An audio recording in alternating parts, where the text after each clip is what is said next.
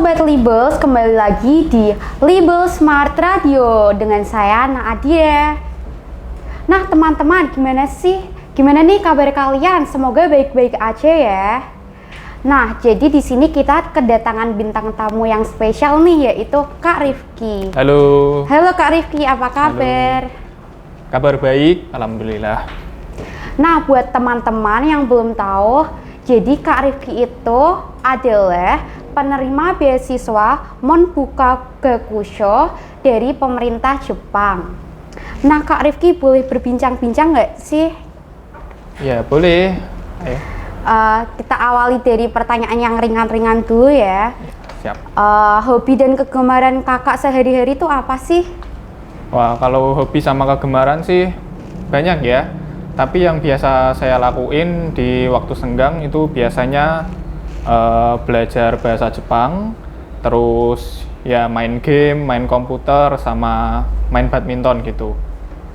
Nah, selain hobi dan kegemaran yang digemari tadi, ada nggak sih kegiatan di sekolah yang disukai sama Kak Rifki?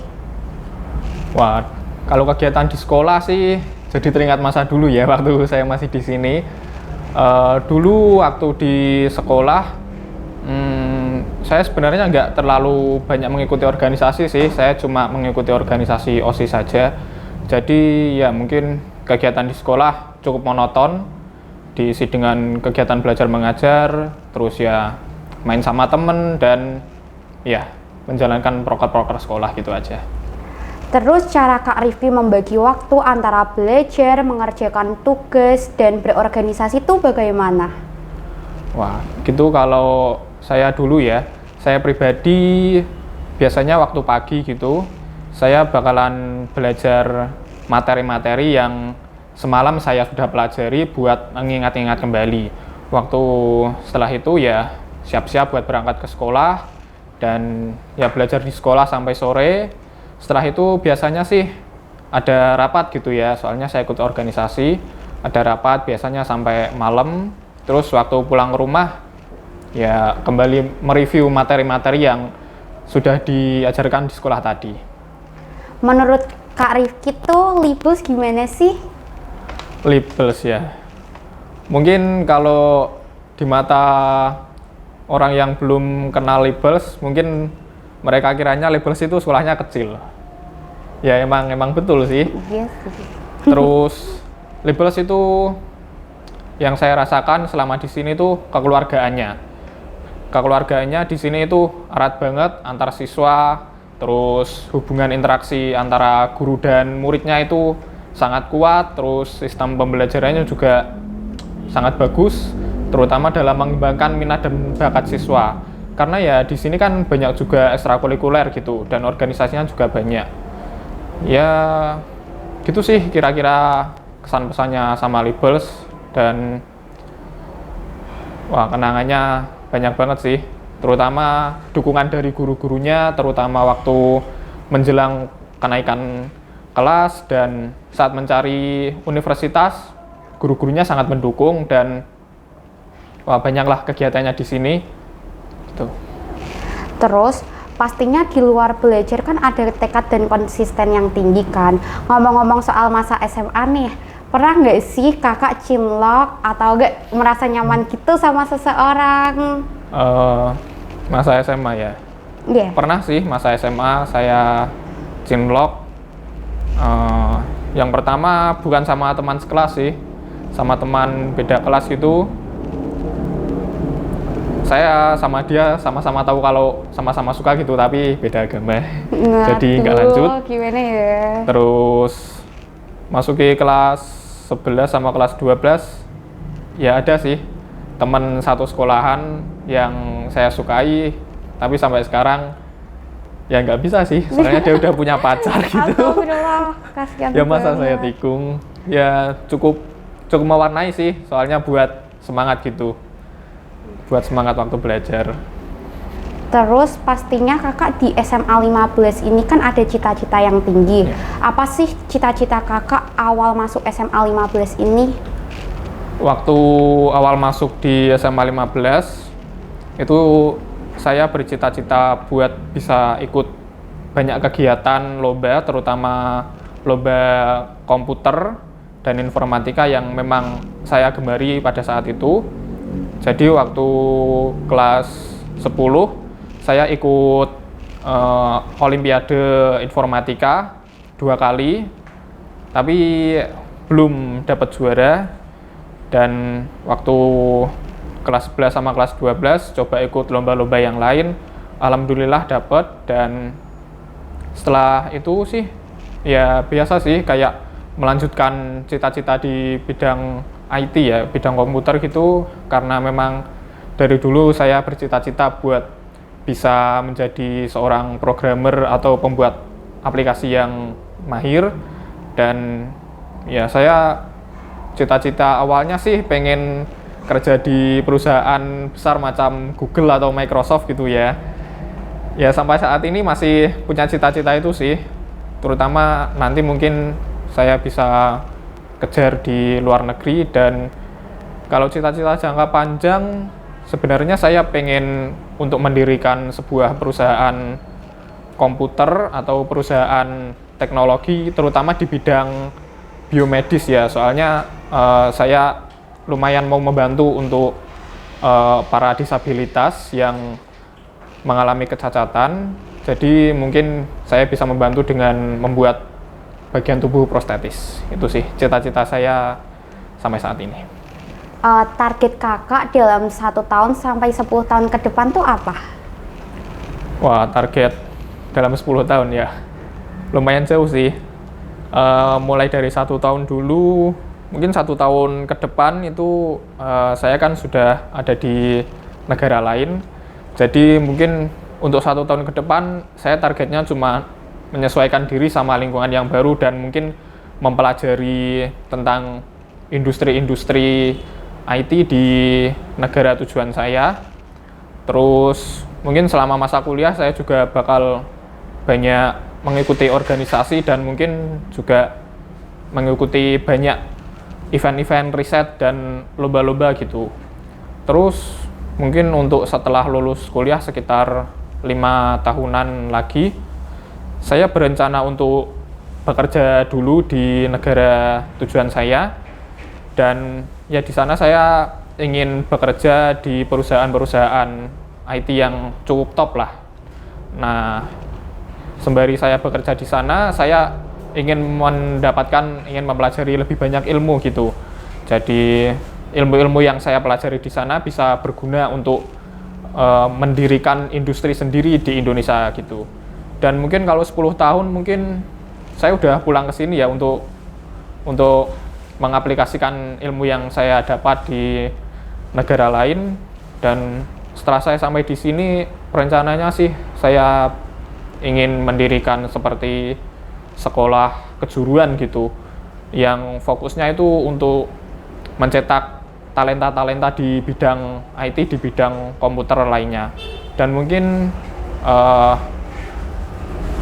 di luar itu sih, di luar IT mungkin saya juga pengen menciptakan kayak sebuah organisasi atau lembaga gitu, terutama untuk lulusan siswa sekolah menengah ya, karena kebanyakan siswa sekolah menengah di saat ini saya lihat banyak yang ingin gitu setelah lulus SMA atau setelah lulus SMK gitu untuk langsung bekerja atau magang di luar negeri. Jadi mungkin saya ingin menciptakan lembaga yang mampu untuk melatih dan juga istilahnya perantara antara mereka dengan pencari kerja di luar negeri gitu sih. Nah. Wah teman-teman, jadi Kak Rifki ini keren banget gak sih? Terus, oh iya Kak, seperti yang kita tahu, Kak Rifki kan bisa ke Jepang karena mendapatkan beasiswa. Gimana sih cara belajar Kak Rifki?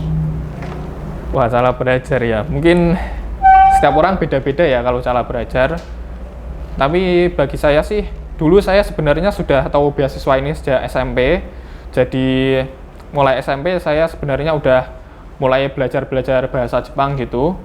Terus waktu masuk SMA itu saya sebenarnya juga punya rencana untuk belajar materi-materi yang belum saya dapatkan gitu. Jadi misalnya waktu saya kelas 10 saya sudah pernah coba-coba baca materi kelas 11 sama kelas 12 gitu ya, walaupun kebanyakan nggak paham. Tapi alhamdulillahnya waktu kelas 12 gitu sudah cukup menguasai materi-materi, dan karena beasiswa ini itu basicnya dari pemerintah Jepang ya, jadi soal-soal yang diujikan itu bukan materi dari SMA Indonesia, melainkan materi dari SMA Jepang. Jadi saya searching di internet gitu, buku-buku yang membahas soal-soal matematika di sekolah menengahnya Jepang, dan juga ya belajar dari buku-buku A-level sih. Dan sebenarnya ada juga sih yang saya belajar dari materi kuliah gitu, dari kalkulus, dan ya itu sih persiapannya. Tapi yang paling penting itu skill bahasa Inggris, karena semua proses seleksi mulai dari seleksi dokumen awal, lalu seleksi tes tertulis, matematika, bahasa Inggris, dan yang terakhir seleksi wawancara itu semuanya menggunakan bahasa Inggris. Jadi ya menurut saya itu sih yang saya lakukan untuk mempersiapkan beasiswa ini, belajar bahasa Inggris yang giat dan belajar matematika. Dulu terus alur seleksi beasiswa di sana gimana sih Kak? Wah, mungkin ini yang paling banyak ditanyain ya, alur seleksinya. Alur seleksinya sih terbilang cukup panjang, bisa memakan waktu hampir 1 tahun. Jadi beasiswa ini terbuka untuk lulusan SMA, SMK, madrasah aliyah dan sederajat, baik dari pondok pesantren maupun yang lain itu bisa. Jadi waktu itu beasiswa ini jadi rutin diadakan ya, setiap tahun pasti ada pembukaan beasiswa ini. Dan setahu saya beasiswa ini pertama kali diberikan untuk orang Indonesia itu sekitar tahun 1955, jadi udah banyak alumninya, dan sampai saat ini masih dijalankan program beasiswa ini untuk orang-orang pelajar Indonesia. Jadi seleksinya itu dimulai di sekitar bulan April atau Mei gitulah. Jadi di sekitar bulan April atau Mei gitu, beasiswa ini kan biasanya diinfokan di situs Kedutaan Besar Jepang di Indonesia ya. Jadi seluruh proses mulai dari pendaftaran sampai ujian tulis sampai keberangkatan itu semuanya informasinya terdapat di website Kedutaan Besar Jepang di Jakarta. Kita kunjungi aja websitenya gitu, Kedubes Jepang beasiswa, itu langsung keluar semua hasilnya. Nah, pendaftaran itu dibuka sekitar bulan April sama Mei. Jadi waktu itu kita udah pantengin nih situs kedubesnya gitu kan. Kalau kasus saya tahun kemarin sih dibukanya bulan Mei ya, bulan Mei tanggal 5. Nah, waktu itu kalau kita memang udah bener-bener niat mau daftar, kita bisa langsung ke websitenya Kedubes Jepang. Lalu di situ bakalan ada link, jadi kita masukin data diri kita, terus nilai-nilai raport kita, dan jurusan tujuan kita sih. Terus setelah kita dapat nomor registrasinya, kita bakal disuruh buat ya mengumpulkan berkas-berkas yang diminta sih. Berkasnya cukup banyak, tapi berkasnya itu seperti kayak nilai raport, terus waktu itu belum lulus sih, jadi belum ada ijazah, jadi nggak perlu pakai ijazah, tapi cuma melampirkan surat keterangan lulus. Pokoknya ya berkas-berkas seperti itu dari sekolah, semacam nilai raport, surat keterangan lulus, ditambah berkas-berkas dari websitenya seperti formulir pendaftaran dan surat kesehatan lain-lain.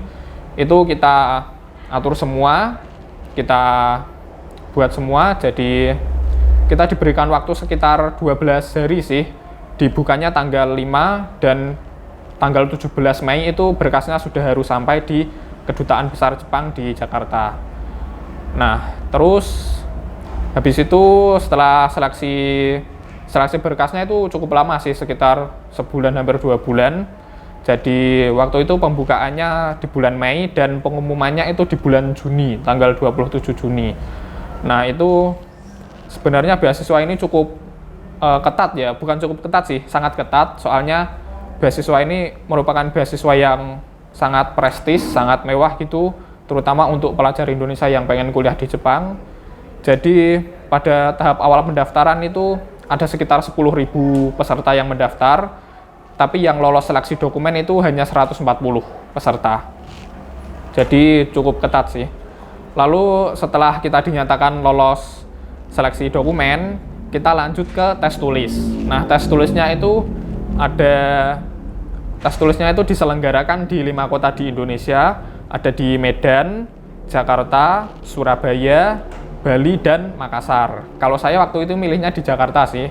Jadi seluruh peserta yang mengikuti beasiswa ini dan lolos tes dokumen lanjut ke tes tulis. Nah, di tes tulis itu materinya ada 3 sebenarnya. Ada bahasa Inggris, matematika, sama bahasa Jepang.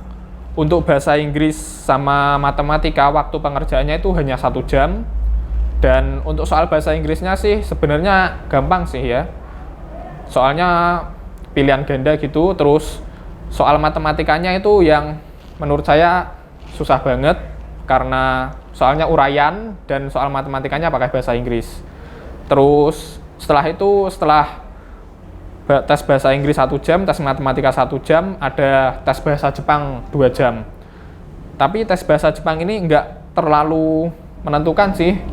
Soalnya kita nggak wajib bisa bahasa Jepang, jadi kita asal pun nggak apa-apa sih. Dulu waktu itu saya ngasal, soalnya emang susah sih tes bahasa Jepangnya.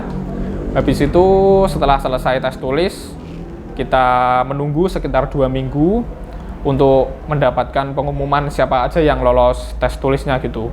Waktu itu dari 140 peserta yang lolos hanya 16 orang se-Indonesia, dan 16 orang itu lanjut ke tes wawancara.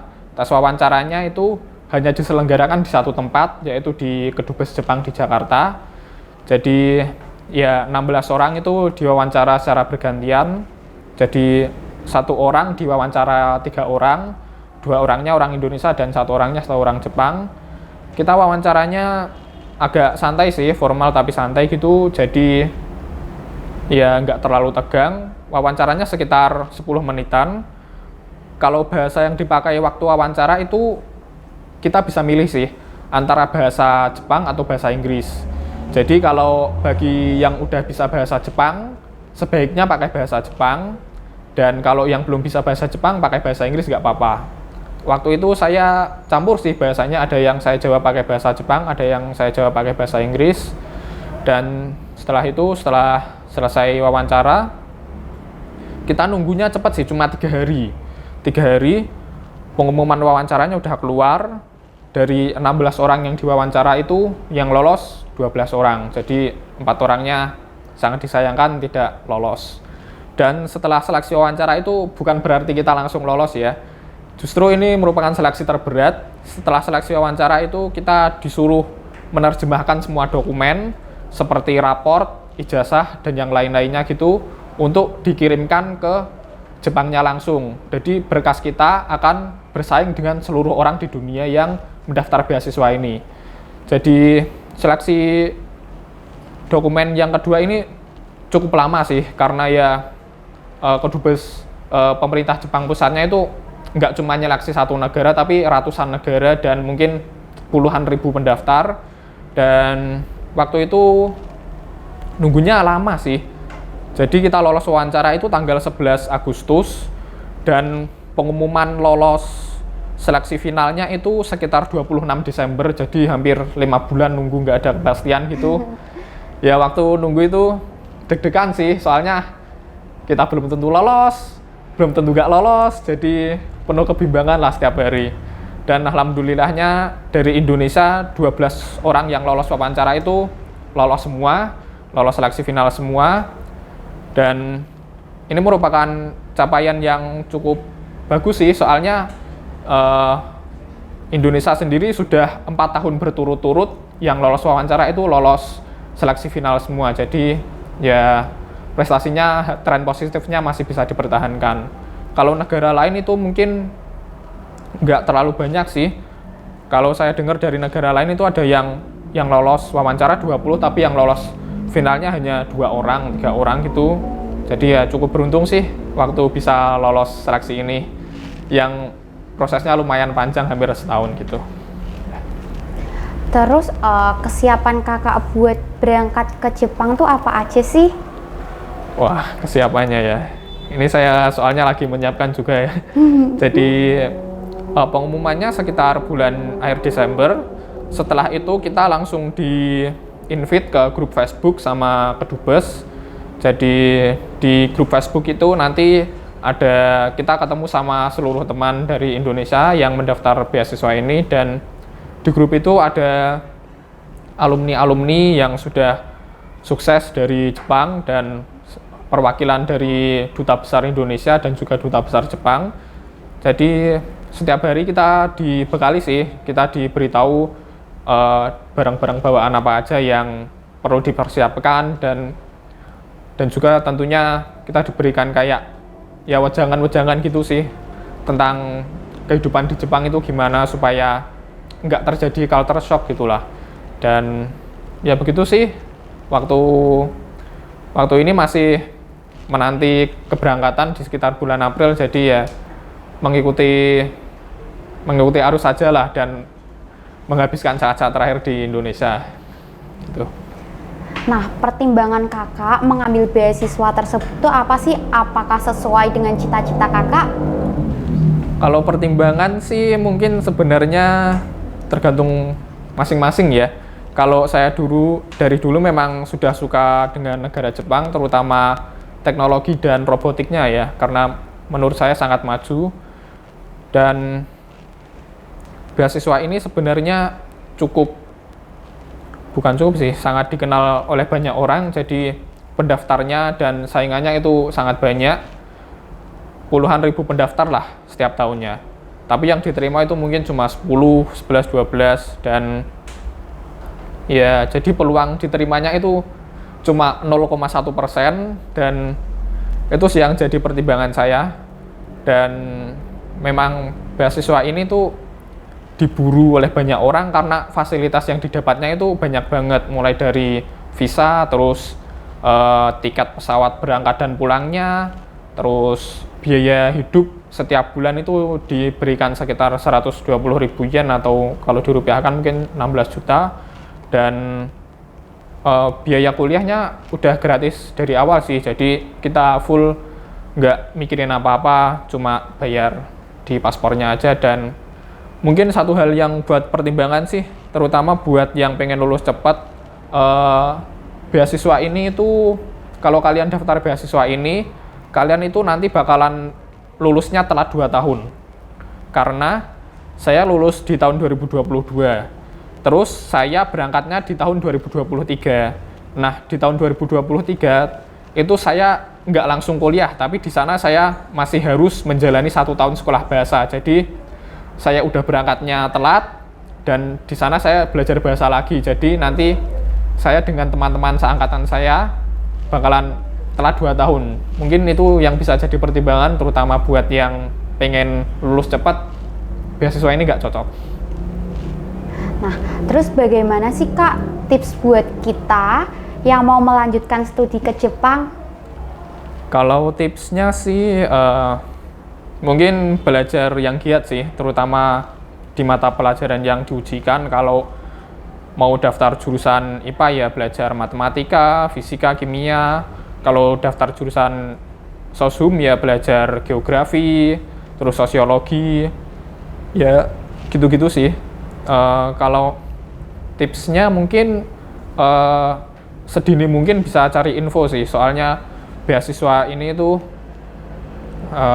banyak tahap yang dilalui, jadi mungkin banyak persiapan dan memerlukan strategi-strategi khusus. Dan kalau saran saya pribadi sih mungkin bisa belajar materi-materi yang sudah diajarkan di SMA. Jadi materi dari kelas 10 sampai kelas 12 itu direview lagi, terus latihan soal, dan mungkin bisa langsung mengerjakan soal-soal tahun lalu yang tersedia di internet. Jadi ya gitu sih, soalnya cukup susah dan sangat disarankan untuk belajar sedini mungkin. Kalau bisa dari kelas 10 sudah belajar. Terus Kak, pertanyaan yang terakhir nih, apa sih planning kakak setelah lulus kuliah? Planning setelah lulus kuliah ya? Wah, kalau planning setelah lulus kuliah mungkin saya cari pengalaman dulu di negara orang, belajar sistem industrinya di sana, belajar pengembangan teknologinya di sana, dan ya saya rencananya kerja di sana dulu sih sekitar 5 tahunan gitu untuk mendapatkan ilmu-ilmu yang berguna. Dan ya saya rencananya setelah puas mendapatkan ilmu di negara orang, saya rencananya ingin pulang kembali ke Indonesia untuk mengimplementasikan ilmu-ilmu yang telah saya dapat untuk kesejahteraan warga di sini, terutama bagi orang-orang yang suka dengan dunia komputer ya, dan ya mungkin membantu untuk memajukan sarana dan prasarana fasilitas teknologi di sini, dan mungkin memajukan pendidikan serta dapat membantu orang lain menciptakan lapangan kerja.